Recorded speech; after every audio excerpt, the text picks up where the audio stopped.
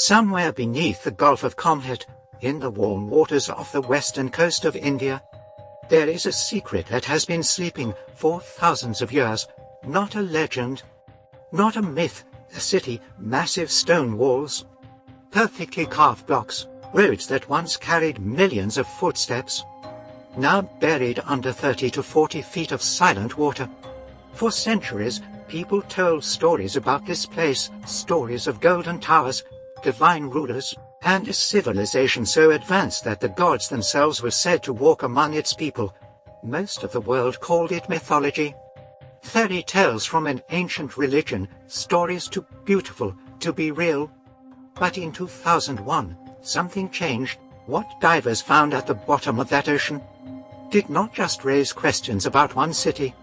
It raised questions about the entire history of human civilization on the westernmost tip of India, where the Arabian Sea meets the Gulf of Khambhat. There is a city called Dwarka. To the millions of Hindus who visit it every year, it is one of the holiest places on earth. But Dwarka carries a secret weight. Beneath its temples and its prayers, beneath the modern streets and the noise of pilgrims, runs a story far older and far stranger than most people realize. The sacred texts of Hinduism are the Mahabharata, the Bhagavata Purana, the Vishnu Purana. All speak of a mythical city called Dwarka, a city of extraordinary beauty, a city built by the divine architect Vishwakarma himself, at the request of Lord Krishna. A city so magnificent that it was said to have golden walls, crystal towers, and roads paved with precious stones. And then one day, they say, it was swallowed by the sea. For thousands of years, scholars filed this story away under mythology, a poetic exaggeration, a religious metaphor. Then archaeology arrived at the shoreline, and the ocean began to tell a different story. Walker, you have to go back, very far back, to a time when the Indian subcontinent was a very different world. Around 3000 to 1500 BCE, one of the greatest civilizations in human history was flourishing in the northwest of the Indian subcontinent. We call it the Indus Valley Civilization.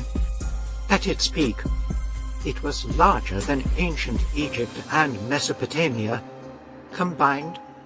Its cities had running water, drainage systems, standardized weights and measurements, and a level of urban planning that would not be matched anywhere else in the world.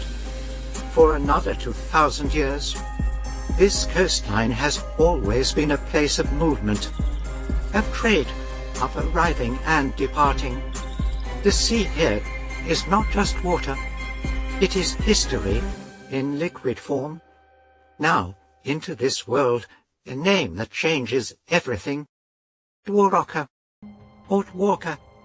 In Sanskrit, it means gateway, the door through which great things pass.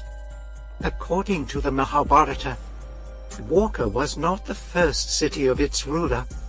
It was a city of exile, of reinvention, and of extraordinary ambition. Lord Krishna, divine statesman, warrior, philosopher, originally ruled from a city called Mathura in northern India. But Mathura was under constant threat from a powerful king named Jarasandha, who attacked the city 17 times. 17 times. Each attack brought devastation. Each attack forced Krishna to watch his people suffer. And so, Krishna made a decision that surprised everyone. He did not fight Jarasandha an 18th time. He evacuated Mathura. He led his people westward to the coast. And there, at the edge of the sea, he asked the ocean itself to make room. And on that land, the divine architect Vishwakarma built the city of Dwarka. In a single night, let us imagine Dwarka at its height. The ancient texts describe it in extraordinary detail, almost suspiciously detailed, as if the authors had seen it with their own eyes. Wide roads, beautiful gardens, hundreds of assembly halls. Its harbor was always full, ships arriving from distant lands, carrying silk, spices, gemstones, ivory. There were lakes filled with lotus flowers, orchards of mango and jackfruit. The air smelled of incense and ocean salt, and at the center of everything, a great palace for Krishna himself, so beautiful that even the gods would look down from the heavens and feel a kind of envy. What makes Dwarka fascinating in the texts is not just its beauty, it is its politics. According to the Mahabharata, Dwarka was governed by a council of elders, a kind of representative assembly that made collective decisions. Krishna, for all his divine status, did not act as an absolute ruler. He consulted, he negotiated, he compromised. A council-based republic on the western coast of India, thousands of years before the concept of democracy became famous in Greece.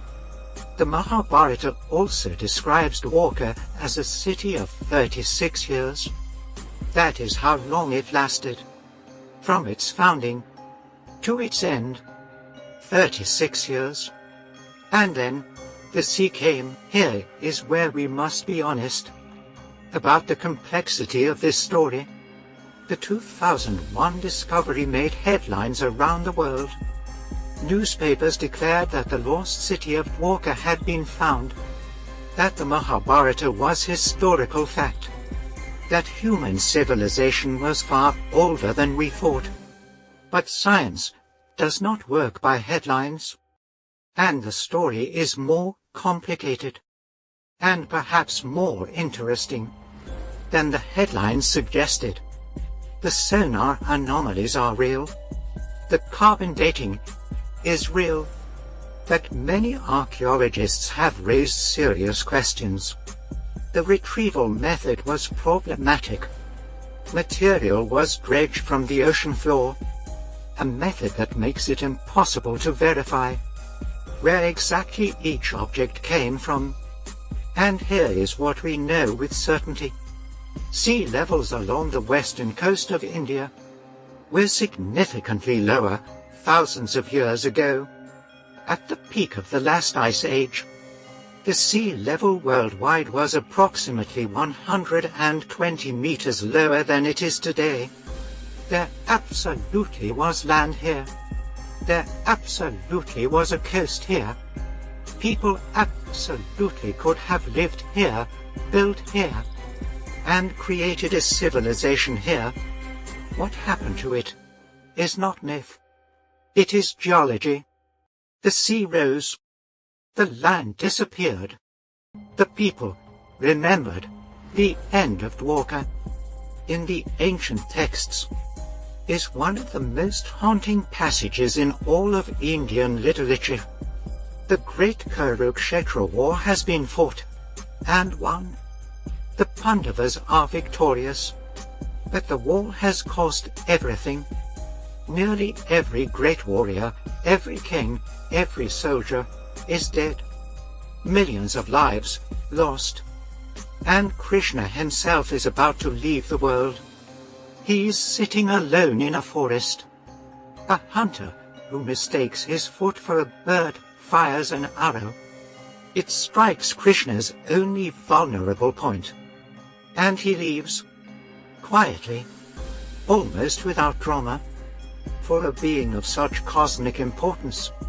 And then, almost immediately, the ocean begins its work. The sea rushed into the city. It coursed through the streets of the beautiful city. The beautiful buildings became submerged, one by one. Arjuna, one of the greatest heroes of the Mahabharata, was there. He watched Dwarka drown, and the text says, he wept. Then archaeologists arrived, and the ocean told a different story.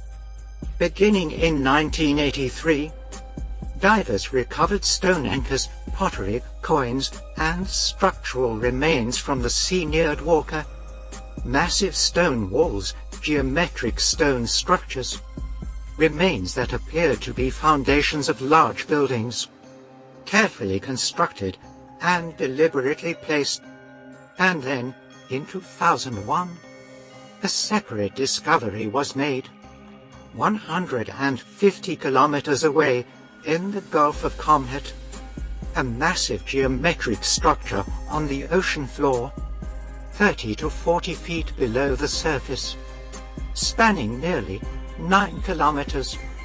When the organic material was sent for carbon dating, the results came back 9,500 years old. Whatever Dwarka was in physical reality, its legacy is undeniable and alive. Today, the modern city of Dwarka is one of the most visited pilgrimage sites in all of India. Every year, millions of Hindus make the journey. Some come for religious reasons alone. Others come carrying a question that no temple can fully answer. Is the city of Krishna somewhere beneath these waves? Around the world, in every culture, there are stories of drowned lands. The Greeks spoke of Atlantis. The Welsh spoke of Candra Gweled. The Tamils of South India spoke of Kumari Kandam. For centuries, these were treated as myths, cautionary tales, symbolic stories about hubris and punishment. But what if many of these stories are memories? Not perfect memories, but the compressed, symbol-laden, story-shaped echoes of real events. Real coastlines lost. Real cities drowned. Real worlds that once existed and were taken by the sea. There is something deeply human about the story of Dwarka. Not just the city itself, but what it represents. The idea that great things, beautiful, complex, deeply meaningful things, can simply be taken by time, by water, by the slow, indifferent work of the earth. We build, we create, we love, and the sea eventually does not care. But here is the other side of that truth. Dwarka was not forgotten. 5,000 years after it may have drowned, people still come to its shores, still light lamps in its temples, still wade into its waves and pray. Memory is its own kind of architecture. It does not need stone walls or golden towers.